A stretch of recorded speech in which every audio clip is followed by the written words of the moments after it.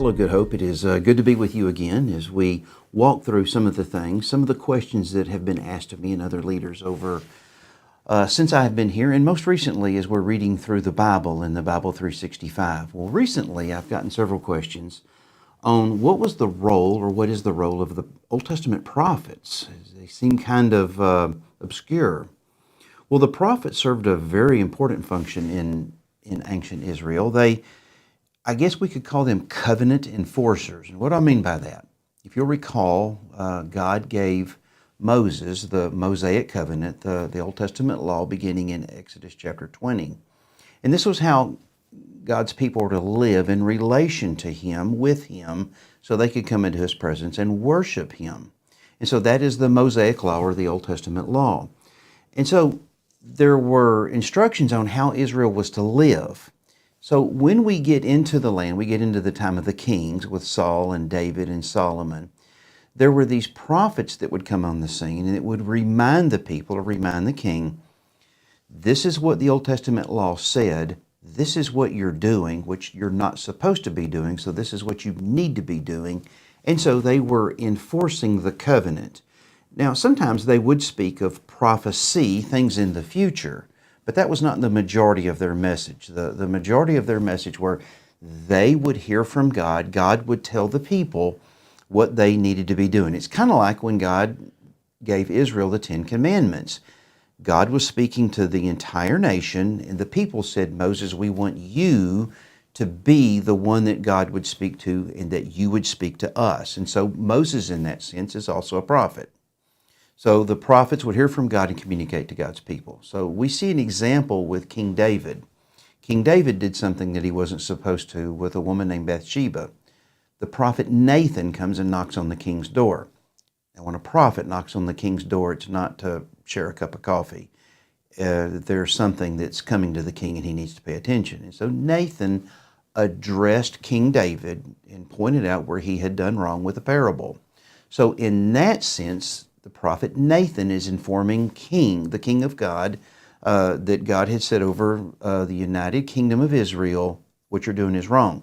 Now later, after King David, then there's King Solomon, and then we see after Solomon there would be the king Rehoboam, which is his son, and then Jeroboam, the king that would be to the northern kingdom. So we had a divided kingdom. Well, you begin to see in the divided kingdom more of the work of the prophets that were taking a more of a prominent role. So in the southern kingdom, which was more aligned with God than the northern kingdom, there were two prophets that come to name, and that would be Jeremiah and Isaiah. And so these prophets were from the southern kingdom speaking to the southern kingdom. And then in the northern kingdom, none of the kings in the northern kingdom were good. You would have prophets that received the word of God that would speak to the kings and the people of the northern kingdom. You would have Elijah and Elisha. Another king was Hosea. Another prophet would be Hosea.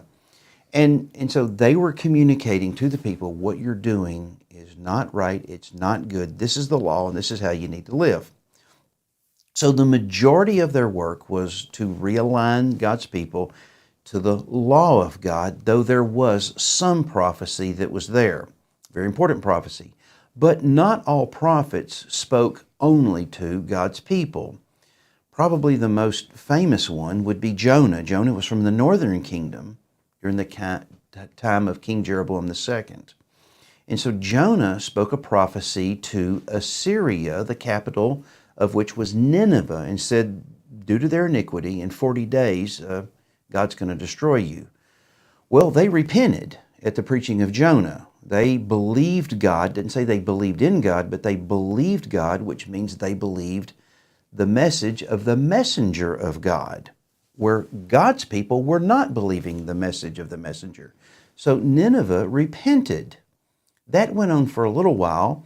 They went back into their iniquity, and then we see the prophet Nahum, which wrote to the southern kingdom about Nineveh and Assyria and said, you have failed, you've gone back to your old ways, you are going to be destroyed. So that was a prophecy concerning Assyria.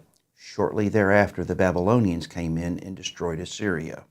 And so all of this is for God's people to see that God judges their iniquity, They need to live according to the law of God, which God gave Moses, and he would give them instructions on how to do that. And then if they didn't, there would be destruction that was coming. Ultimately, the northern kingdom was taken into captivity by Assyria. The southern kingdom was taken into captivity first by the Assyrians, then the Babylonians. So the prophets were messengers of God to try to help God's people.